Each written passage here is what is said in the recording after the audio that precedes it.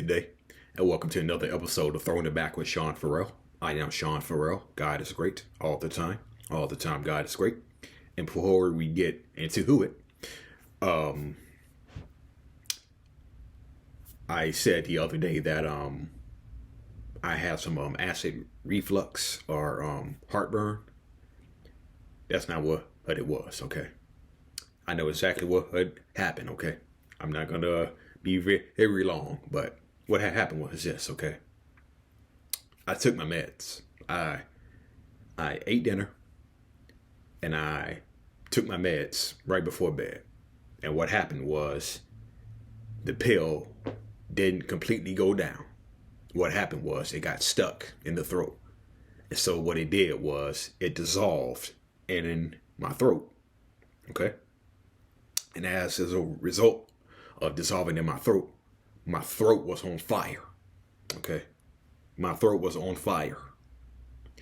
And I could still swallow. I could still swallow normally. Okay? I could still swallow. I could still do that, but my throat was just on fire. Okay? And it took a little minute for that to go down. Well,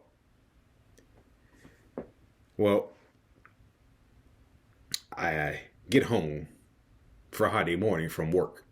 And I take my meds. Same thing happens again. I didn't drink no water. I just took it. Got stuck. My throat got on fire again. And I had to drink and I had to drink cold water to shorten the burn of my throat. Okay, but my throat was burning yesterday. It was burning yesterday, so I just said, I'm saying, get off. Okay, so I'm saying, get off. And so here I am back again. My throat is not on fire. It feels pretty good. Now, y'all don't want to hear about that no more. Y'all want to hear about basketball, throwback basketball. Anyway, so Dan Marley, better known as Thunder Dan. Okay, he went to He went to Central Michigan from 84 to 88. Okay. Since Dan Marley played at Central Michigan, there really is no footage of Dan Marley from Central Michigan. Okay. But he went into Central Michigan, small school, got picked up by the Suns in the 88 draft. He got booed. Cotton Fitzsimmons said, we're very happy with Dan Marley. I can't help how you feel. We couldn't be more happier. And I think you guys will ever be sorry that you ever booed this young man. And so he went through a difficult pro adjustment. No, as all rookies do. But the one thing that Marley had was work ethic. He had a real strong work ethic. And he used that work ethic to turn those boos into cheers. Very good. Very quick. Okay. So, had a pretty solid rookie season. And the Suns had pretty much retooled from their 88 roster. They now had Kevin Johnson in his first full season. They added Tom Chambers. Then they still had Jeff Horner sec. Then you add Dan Marley. Then you had reinforcements like Andrew Lang, Armand Gilliam, a defensive stopper in T.R. Dunn, Mark West.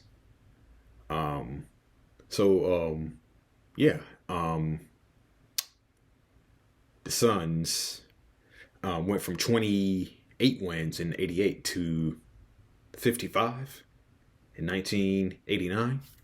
and they swept Denver in the first round. And Dan Marley had the game-winning steal in Game 1. Okay, Denver was inbounding a ball, going for the win. Dan Marley stole the ball, and that was pretty much it for Denver. They got swept 3-0.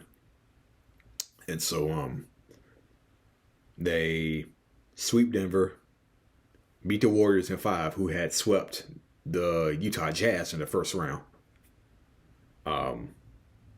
They had swept the Utah Jazz in the first round. And so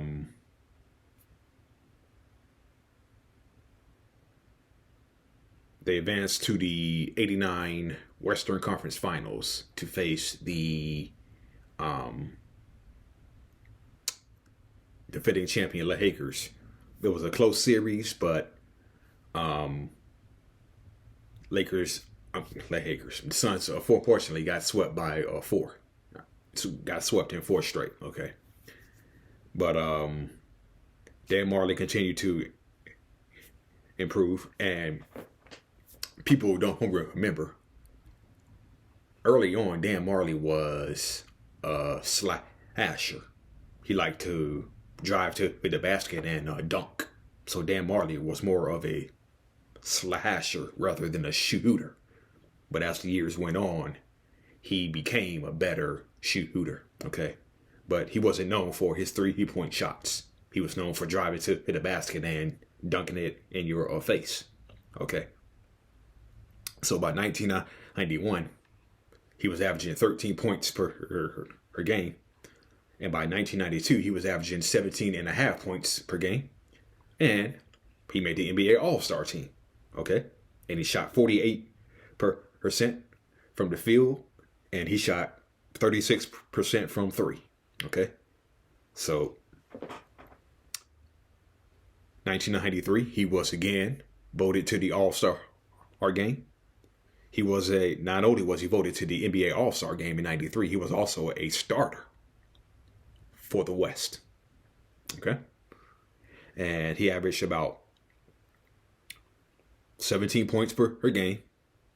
He had 167 threes, played in all 82 games. They beat the Lakers in a close first round.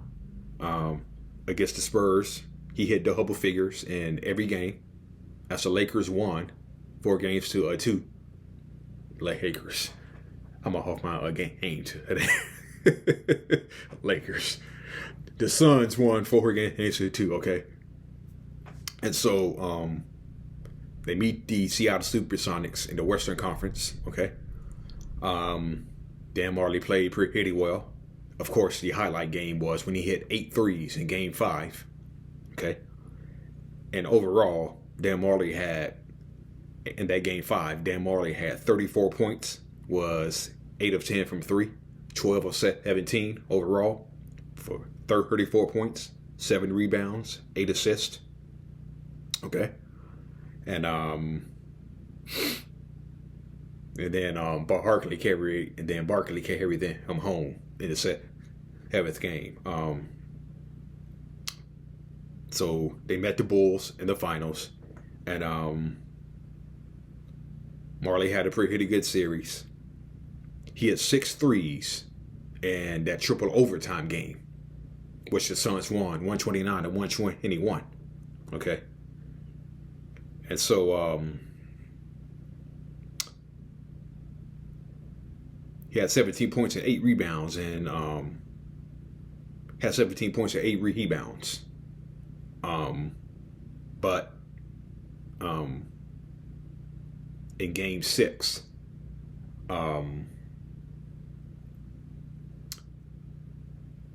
before Paxson hit the shot, okay, the Suns had a possession. Before John Paxson hit the game-winning 3, the Suns had a possession where they got the ball to Marley, and he shot a shot, and he shot an air ball.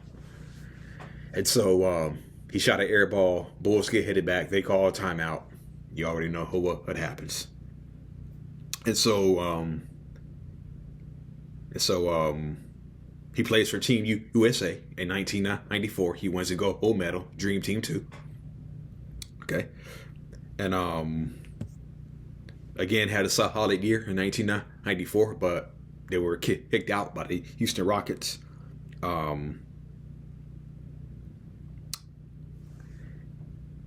But 1993 was the first year he was a starter for the Phoenix Suns. Okay, so he was a starter in 1993. He was a starter in 1994, but in 1995 he started the season in the starting lineup. But the Suns had drafted Wesley Person. So Marley started the season in the starting lineup, but Wesley Person became the eventual starter as the season went on. Okay. And the Suns also added reinforcements the previous year when they added AC Green in free agency. Then in 1995, they bought over William Tisdale, Danny Manning. They drafted Trevor Ruffin, Antonio Lang, Elliot Perry. So Marley started the first 46 games of the season. Then after 46 games, he was replaced by Wesley Person in the starting lineup. So he went back to being a sixth man, and he was again a NBA All-Star for the Phoenix Suns. He was a starter. Okay, and then so in training camp of 1995, during Phoenix Suns training camp, he gets traded to Cleveland. Okay, and his numbers went down. Okay, because Phoenix was a run and gun offense. So Phoenix had a really high offensive efficiency rate. Okay. But you go into the physical East. Okay. And you go into a team like Cleveland, who has the worst offensive efficiency. So your numbers are going to go down. And they traded him for John Hot Rod Williams. They traded him for John Hot Rod Williams.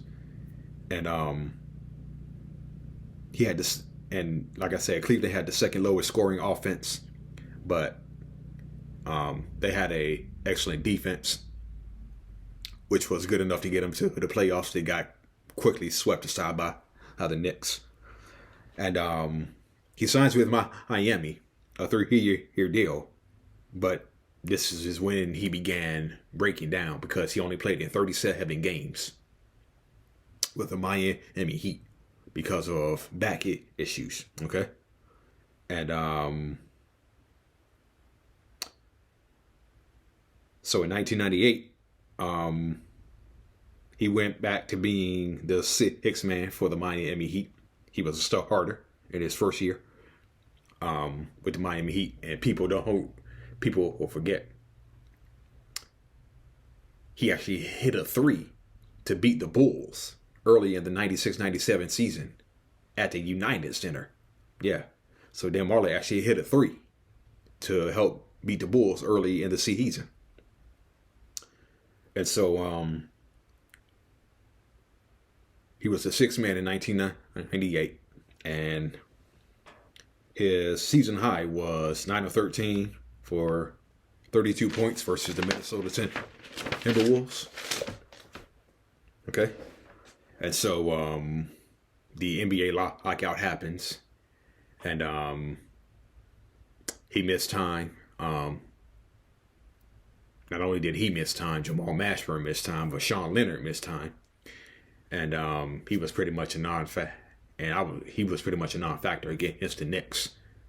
And so his production just went down every year after that.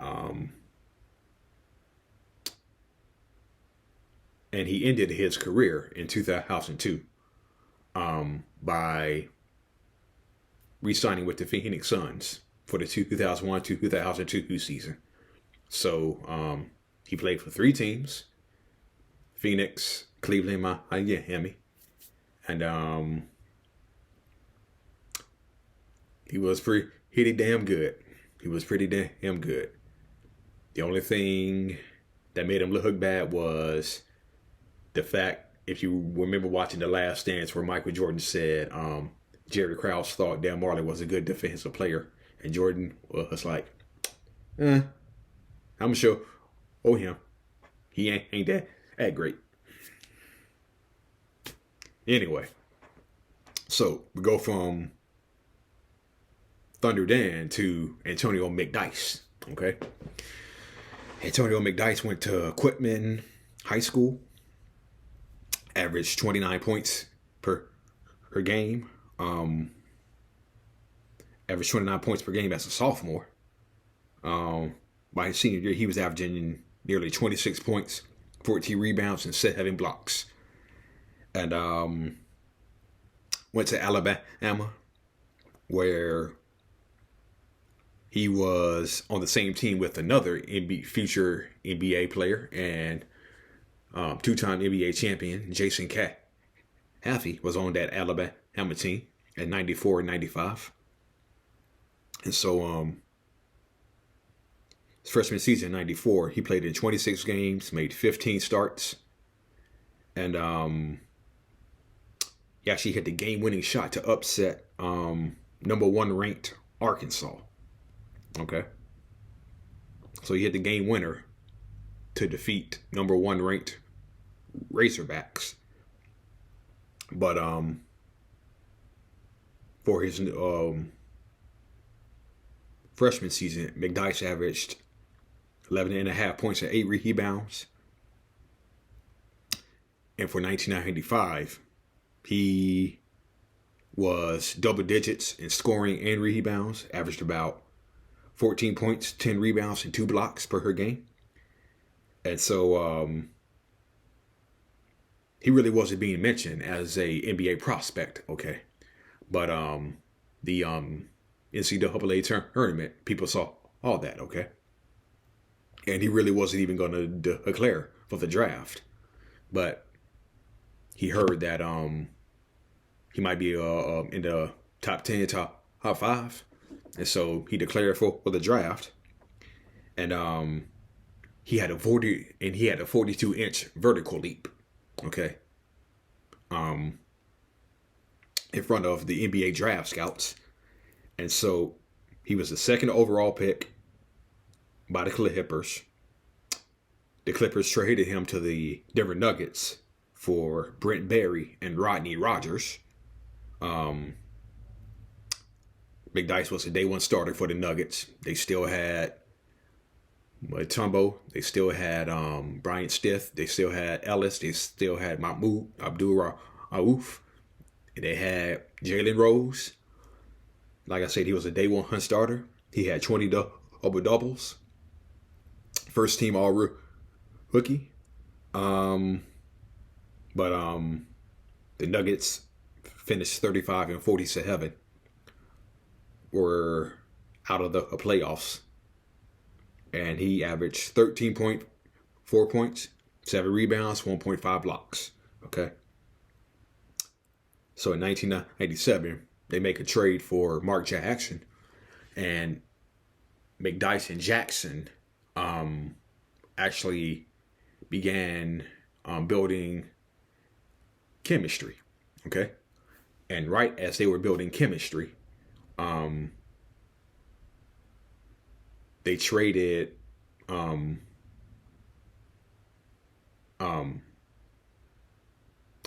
Jackson back to the Indiana Pacers. Okay. So Denver traded Jalen Rose to the Indiana Pacers for Mark Jackson.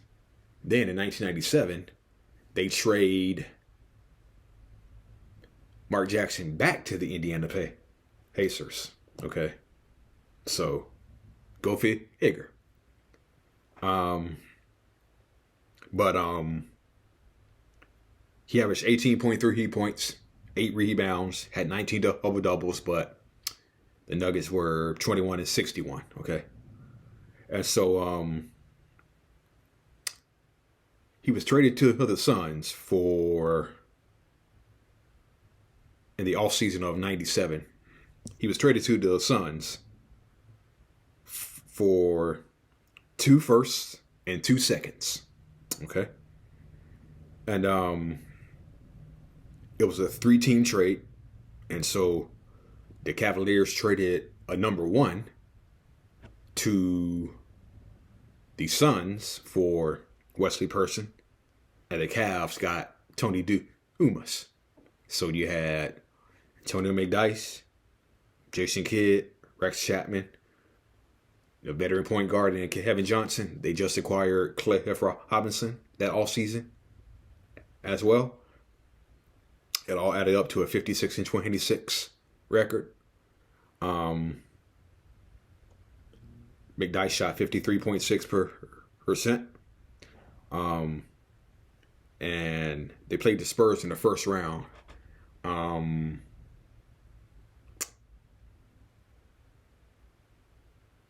Antonio McDyess averaged 17 points and 13 rebounds in 4 games against the Spurs. But the Spurs were just, too much. And 1-4. And so the lockout happens, okay? So the lockout happens. And the lockout ends, okay? The lockout ends, okay?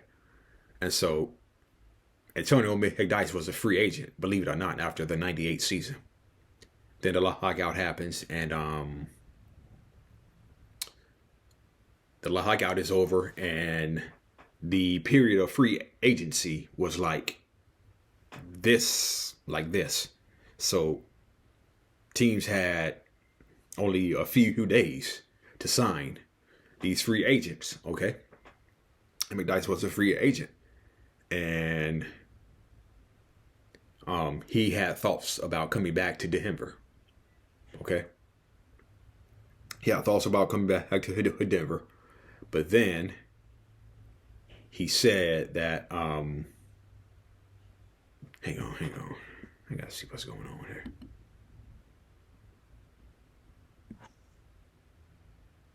Okay.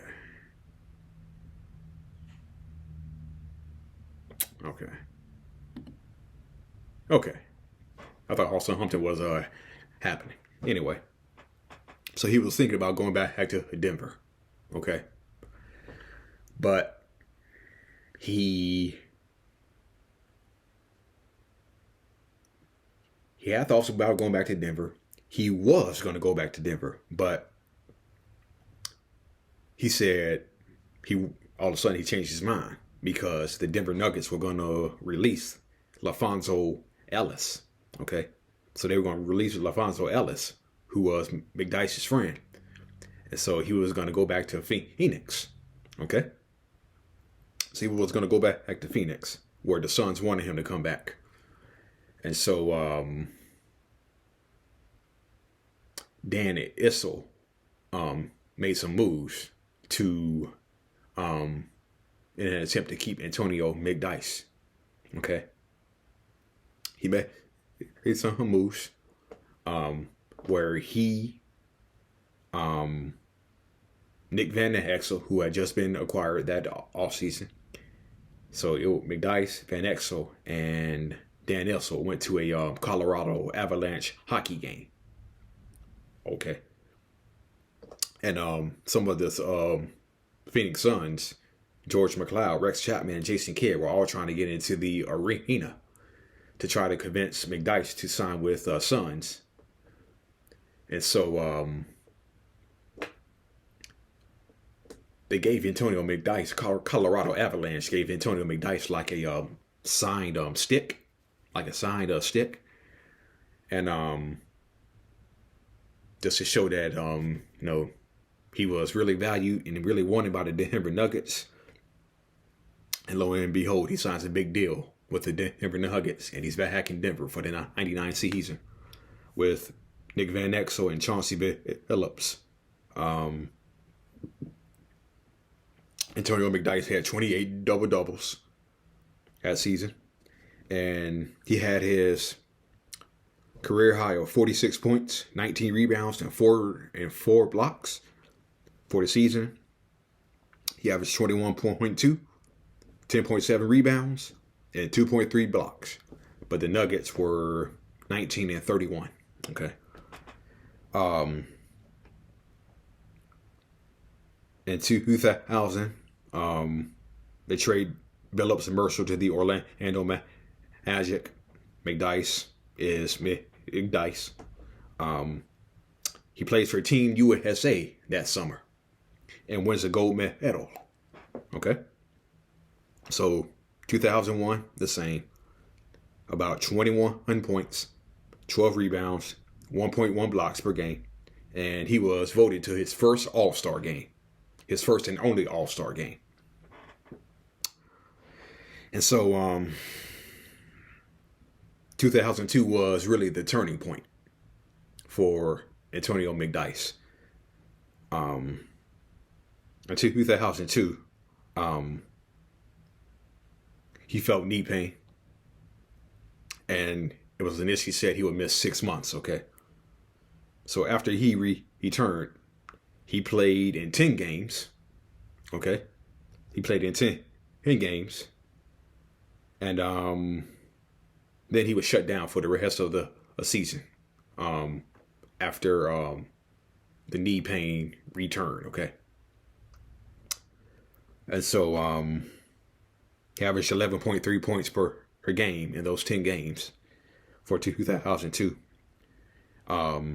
And midway through 2002, the Nuggets traded Van Exel and Raef LaFrentz to the Dallas Mavericks.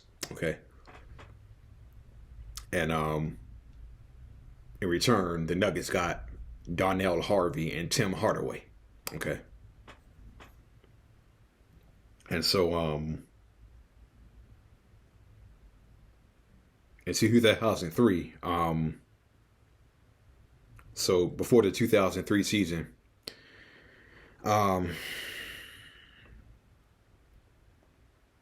McDyess was traded to the Knicks so it sent McDyess, the Nuggets sent McDyess in a second round pick to the Knicks for Marcus Camby and Mark Jackson. And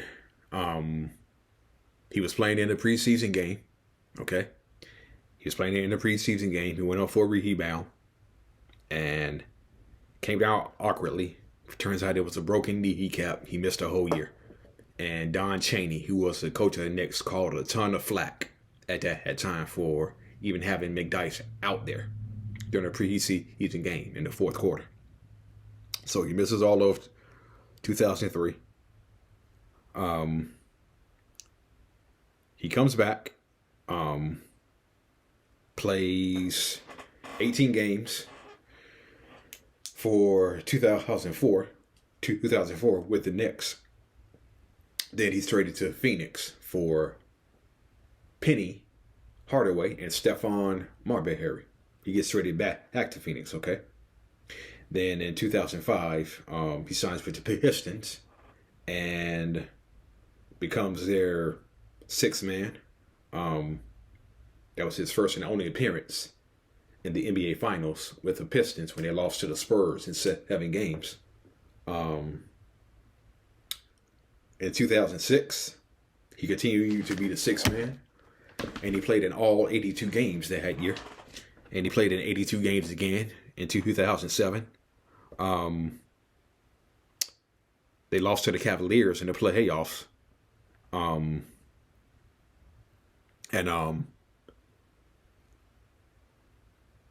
Antonio McDyess actually got ejected in Game 5 because of a flagrant foul he put on Anderson Varejao. Okay, so that kind of sparked the Cavaliers right there. In 2008, he was a full-time starter. Okay, he was a full-time starter, but he was eventually replaced by a guy named Jason Maxiell. Okay. Then in 2009, he was traded back to the Denver. Then he was waived, signed with the Pistons for the 2009 season. Then he signed with the Spurs for 2010. Spent another year with them in 2011, and then retired after that. And it's just unfortunate that Antonio McDyess and Grant Hill and Penny Hardaway actually began breaking down at kind of the same time frame, okay? And who knows how much different his career would it be if he didn't have that broken kneecap in 2003. So, yeah. All right. That's it. That's all. For Throwing It Back with Sean Farrell. I am Sean Farrell. Thank you for watching. God is great. I'm out of here. Peace.